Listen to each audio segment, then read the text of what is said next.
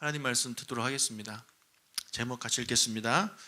한시적인 것이 아니라 영원한 것을 추구하는 삶, 이 제목으로 이제 말씀 전하겠습니다.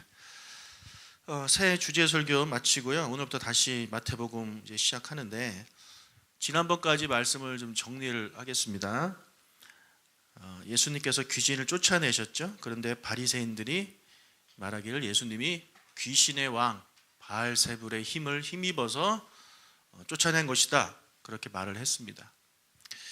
그들에게 예수님께서 말씀하시기를 내가 성령의 능력으로 쫓아낸 것이다 라고 말씀하셨고, 성령님의 능력을 귀신의 능력이라고 말하는 것은 성령님을 모독하는 죄이다. 그리고 그 죄는 절대로 용서받지 못한다 라고 말씀을 했습니다. 여기까지가 지난번에 이제 설교의 내용입니다. 그때 그 이야기가 막 주고받고 있을 때에 몇몇 서기관들과 바리새인들이 예수님께 다음과 같은 요구를 합니다. 12장 38절 읽겠습니다. 그때 서기관과 바리새인 중 몇 사람이 말하되 선생님이여 우리에게 원하나이다. 표적을 보여달라는 말은 무슨 말이냐면 사인을 보여달라는 겁니다. 무슨 사인이냐면 예수님 당신이 다윗의 후손이라는 증거를 보여달라는 겁니다. 메시아라는 증거를 보여달라는 거예요. 예수님께서 귀신을 쫓아내시니까 사람들이 뭐라 그러냐면 이는 다윗의 자손이 아니냐 이렇게 말을 했거든요. 그 말이 이제 바리새인들과 서기관들은 계속 신경이 쓰이는 겁니다. 사람들이 예수님을 자꾸 메시아라고 생각을 하니까 그럼 당신이 진짜 메시아라는 증거를 보여달라는 거죠. 그들의 요구를 들은 예수님이 대답을 하십니다. 마태복음 12장 39절. 예수께서 대답하여 이르시되 악하고 음란한 세대가 표적을 구하나 선지자 요나의 표적밖에는 보일 표적이 없느니라. 악하고 음란한 세대가 표적을 구한다. 여기서 말하는 악하고 음란한 세대는 무슨 말이냐면 하나님을 믿지만 하나님을 믿으면서 동시에 또 다른 신들을 섬긴, 특히 이 당시 이 사람들은 성공, 명예, 물질 이런 것들을 하나님보다 더 중요하게 여겼던 사람들입니다.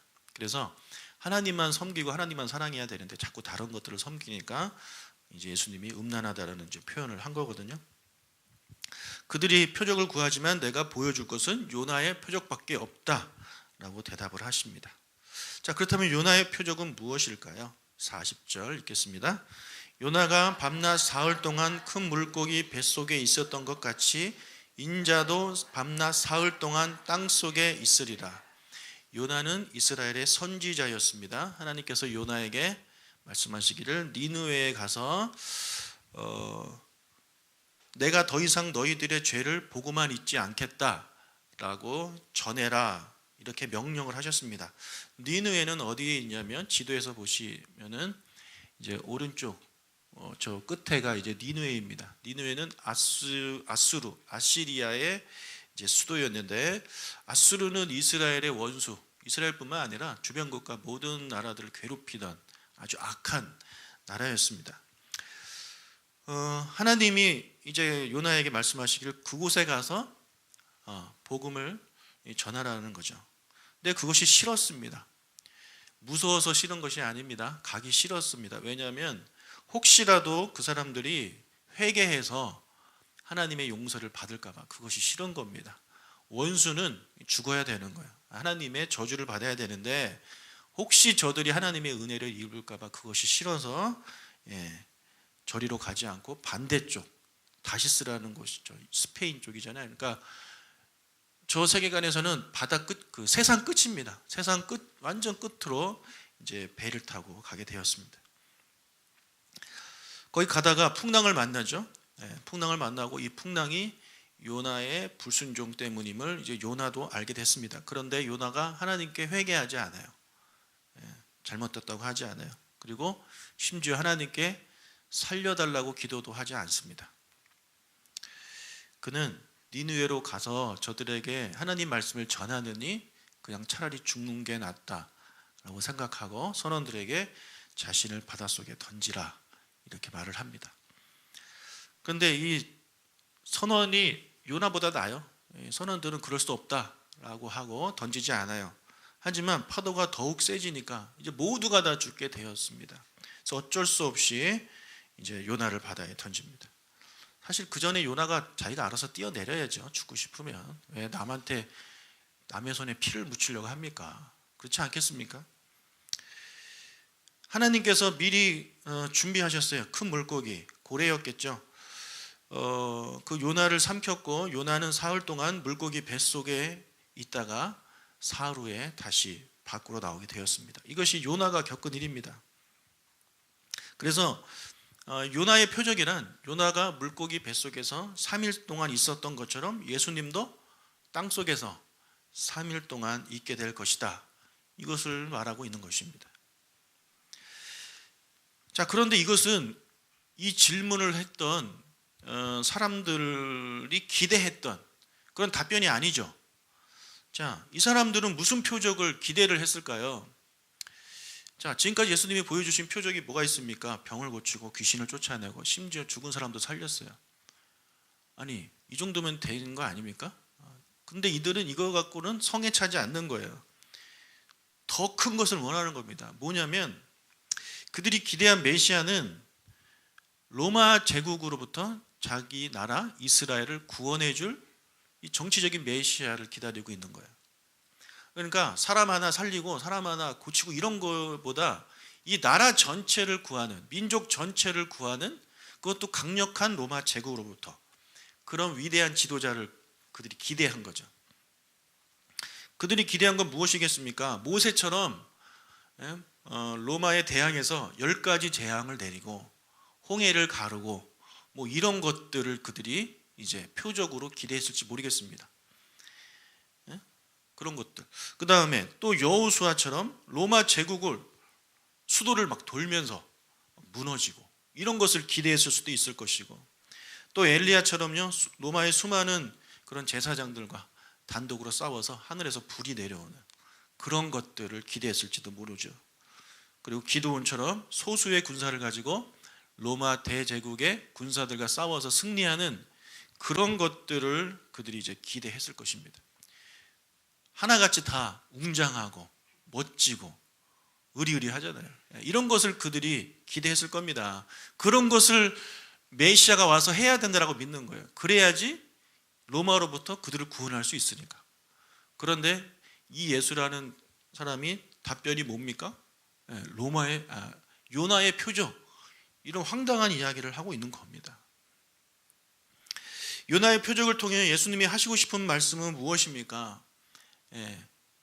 메시아가 와서 로마 제국을 정복하고 그들로부터 너희를 구원하려고 하는 것이 아니라 메시아가 이 땅에 와서 해야 할 일은 뭐냐면, 첫 번째 요나처럼 죽어야 된다.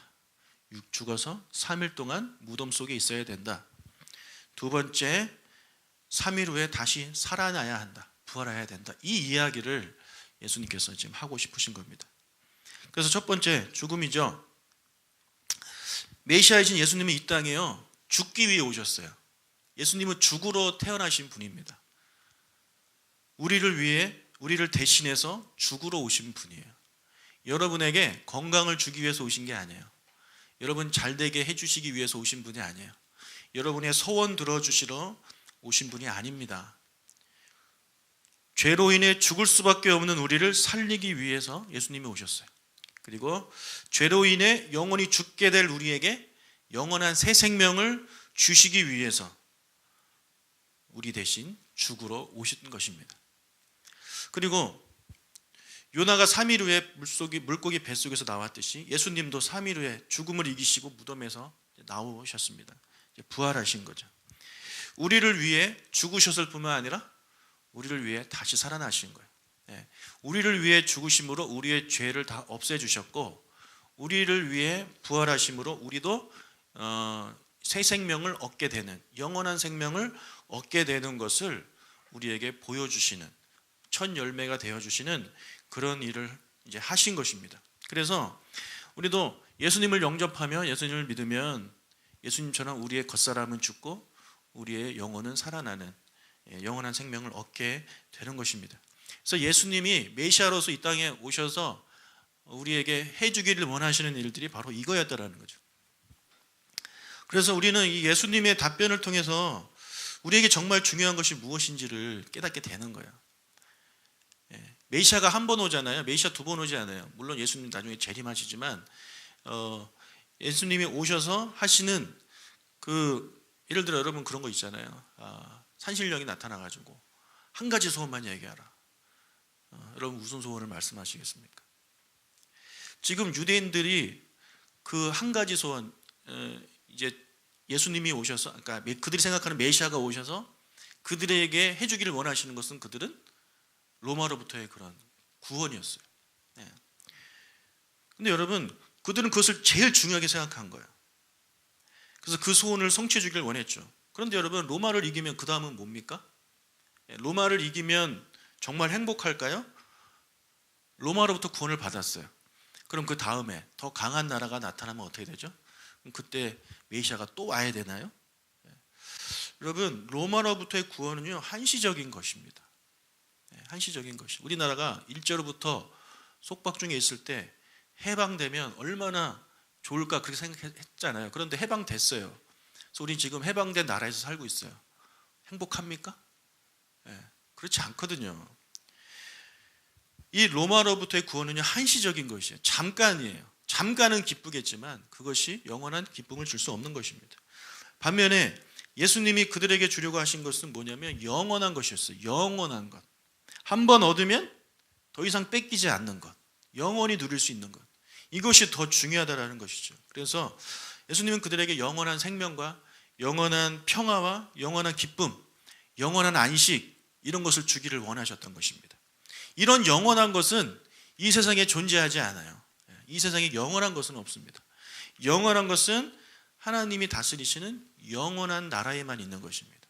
영원한 나라에 들어갈 때 그 영원한 것들을 누리게 되는 것이지 이 세상에서 영원한 것은 절대 얻을 수 없습니다.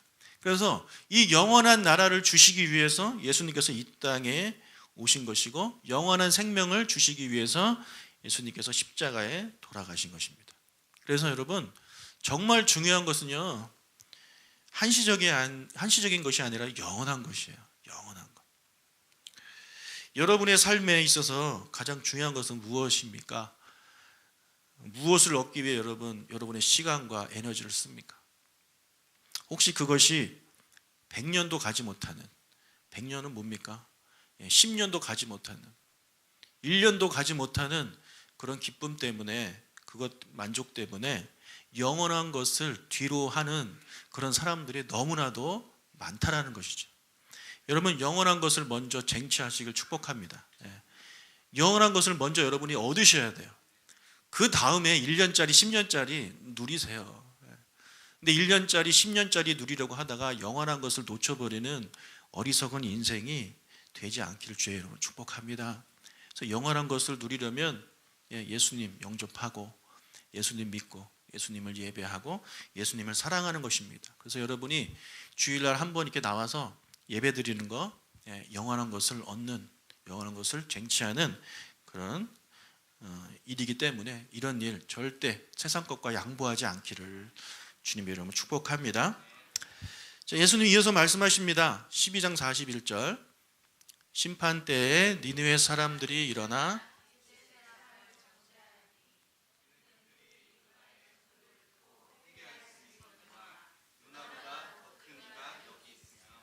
자, 이 말씀이 무슨 말씀인가 하면 앞에서 말씀드린 대로 요나 선지자는요, 니느웨 가서 나중에 물고기 뱃속에 나온 다음에 가기는 가요.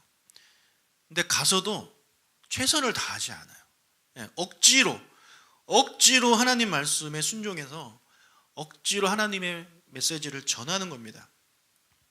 딱 하루 전했습니다. 딱 하루. 딱 하루. 나 갑니다. 갈게 하나님. 하지만 저 딱 하루만 할 거예요. 그래서 하루만 딱 전해요. 그리고 그 메시지의 내용도 성경에 기록된 걸 보면 딱 5마디입니다.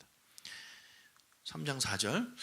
요나가 그 성읍에 들어가서 하루 동안 40일이 지나면 니느웨가 무너지리라 하였더니, 자, 그런데 놀랍게도 이 하루 동안 전해진 딱 5마디의 메시지를 듣고 왕부터 시작해서 니느웨 사람들이 키우는 가축들까지 다 회개를 하는 놀라운 역사가 일어나요. 이런 역사는 성경에 여기서 유일하고요, 성경 외에서도 이런 역사는 없습니다. 놀라운 역사가 일어났어요. 그것도 하나님이 택하신 민족인 이스라엘에서 일어난 것이 아니라 이스라엘을 괴롭히던 악한 민족들에게서 이런 일이 일어났다는 것입니다. 그런데 여러분, 예수님보다 더 위대하신 예수님께서, 요나보다 더 위대하신 예수님께서 무려 3년 동안 가르치셨어요. 그것도 억지로 막 겨우겨우 한 게 아니라 열정적으로 하셨어요. 자발적으로 이 땅에 오셨잖아요. 그리고 말씀 얼마나 길어요. 그 말씀들을 계속해서 우리에게 해주셨어요. 자, 그러면 요나 억지로 가서 얘기하는, 게다가 말이나 통했겠습니까? 요나가 니느웨 말을 해야 될 거 아니에요. 한글, 성경에 한글로 써 있으니까 다 한글로 말한 거 아니잖아요. 외국어로 떠듬떠듬 했겠죠. 우리가 일본 선교 가가지고 스미마생 하면서 하는 그런 거를 했을 거 아닙니까? 그래서 5마디밖에 못한 것 같아요. 거기 가면서 배 안에서 외운 게 그게 다인 것 같아요. 그런 사람이 그렇게 전했는데 이런 놀라운 역사가 일어났으면, 말씀 자체에 있는 예수님이 오셔서 3년 동안 열정적으로 기적까지 일으키시면서 말씀하셨으면 더 놀라운 부흥이 일어나야 되잖아요. 우리 생각엔 그렇지 않아요? 여러분, 전교 10등 하는 애가 과외를 하는 거랑 전국 1등 하는 애가 과외하는 거랑, 전국 1등한테 배우면 뭔가 더 잘하지 않겠습니까? 그런데 그게 아닌 거예요. 그러니까 이 사람들은, 이스라엘은요, 회개는커녕 예수님을 죽이는 일까지 하지 않습니까? 이뿐 아니죠. 42절 읽겠습니다. 심판 때에 남방 여향이 일어나 이 세대 사람을 정죄하리니 이는 그가 솔로몬의 지혜로운 말을 들으려고 땅끝에서 왔음이거니와 솔로몬보다 더 큰 이가 여기 있느니라. 남방 여인이 솔로몬의 지혜 말을 들으려고 저 멀리, 여기 보면 이제 여기도 땅끝이라고 하는데, 아까는 이제 서쪽 땅끝이고 여기 이제 남쪽 땅끝이에요. 남쪽 땅끝에서 솔로몬의 지혜를 듣기 위해서 왔어요. 찾아왔어요. 고생을 하면서. 게다가 빈손으로 온 게 아니라 어마어마한 예물을 가지고 왔습니다. 수업료 엄청나게 챙기고 온 거예요. 들으려고. 자, 그런데 이 솔로몬보다 더 지혜로우신 예수님께서 그들에게, 게다가 직접 찾아오셔서 예수님이 3년 동안 가르치심에도 불구하고 이 사람들은 예수님의 말씀에 들으려고 하지 않았다는 거죠. 무슨 말만 하면 비꼬고 빗대어서 얘기하고 귀신의 왕이 했다 이런 소리나 하고 그런 상황인 거잖아요. 그래서 이렇게 예수님 당시의 이스라엘은요, 다른 시대, 다른 민족들에 비해 비교도 안 될 정도로 예수님을 직접 보고 직접 듣는 이런 축복을 받았잖아요. 그러면 그 누구보다도 하나님 말씀에 반응하고 회개하고 하나님을 믿고 하나님을 영접할 그런 제일 좋은 조건에 살았던 사람 아니겠습니까? 다른 민족들과 다른 시대에 비해서. 근데 그들은 회개하지 않았다는 것입니다. 그렇기 때문에 너희들은 책망받게 된다라는 것이에요. 그런데 지금은 어떻습니까? 지금은요, 제가 보기에는요, 예수님 당시보다 지금이 더 예수님 믿기 좋은 시대입니다. 왜냐하면 우리는요, 마음만 먹으면 하나님의 말씀, 완성된 말씀을 읽을 수가 있어요. 심지어 무료로 핸드폰만 있으면 성경책을 다운받아서 읽을 수가 있어요. 옛날 이 시대, 예수님 시대에는 여러분 성경책이 어디 있습니까? 없어요. 두루마리 여기 뜨문뜨문 있는 거예요. 그거 아무나 볼 수가 있을까요? 그거 하나에 얼마인지 아세요? 그 두루마리 하나에 몇 억이에요, 몇 억. 그런 거 어쩌다가 한번 보는 그런 시대입니다. 하지만 지금 그렇지 않잖아요. 그리고 마음만 먹으면 얼마든지 훌륭한 설교를 들을 수가 있어요. 마음만 먹으면 책도 남아 있고, 그리고 성경이 기록한 예수님의 모든 말씀들을 우리는 다 읽을 수가 있어요. 마태, 마가, 누가, 요한복음, 네 복음서나 있잖아요. 근데 그 당시 예수님과 살았던 사람들은 단편적인 말씀만 들었을 거 아니에요. 어떻게 예수님을 3년 내내 쫓아다니면서 모든 말씀을 다 들을 수 있나요? 그렇지 않아요. 그렇기 때문에 지금 시대가 역사상 가장 하나님을 믿고 예수님을 믿고 그리고 나 자신을 보면서 회개할 수 있는 가장 좋은 시대라는 것입니다. 하지만 예수님이 책망하셨던 그 당시 사람보다 우리는 더 악하게 예수님을 받아들이지 않는 그런 시대이기도 하다라는 것입니다. 감사하게도 우리는 예수님을 믿는 사람들입니다. 감사해요. 얼마나 감사해요. 하지만 우리도요, 좀 우리 자신을 돌아봐야 돼요. 하나님의 말씀이 매주 선포되어지고 또 내가 개인적으로 말씀을 가지고 읽으면서도 나 자신을 보지 못하고 회개하지 않고 심지어 말씀을 읽으려 하지도 않고 거들떠 보지도 않는 그런 우리가 시대를 살아가고 있는데 우리가 이 남방 여행과 같은 그런 간절함이 마음이 있었으면 좋겠어요. 솔로몬의 그 말을 듣고자 멀리서 수십억 수백억의 그 당시 가격으로 그런 어마어마한 예물을 가지고 찾아온 사람, 그 여인처럼 우리가 하나님의 말씀을 정말 사모하면서 우리가 뭐 성경 읽을 때마다 돈은 내는 건 아니지만 내 시간을 투자하는 거잖아요. 내 귀한 시간을 투자해서 하나님의 말씀을 읽고 묵상하고 그리고 하나님의 말씀이 선포되어질 때 그 말씀을 듣고 이 니느웨 사람들처럼 아, 저게 내 말씀이다. 나에게 주시는 말씀이다. 회개하고 네, 그렇게 살겠습니다. 행동에 옮기는 이런 우리가 되시길 주님의 이름으로 축복합니다. 세상에서 말하는 그런 것들에 이렇게 하면 여러분 돈 벌 수 있어요. 그러면 막 적극적으로 우리가 활동하고 그러는데 정말 영원한 것 하나님의 나라를 얻기 위해서 여러분에게 주신 말씀, 주신 예배의 시간 이런 거 소중히 여기는 우리가 되실 주의 이름으로 축복합니다.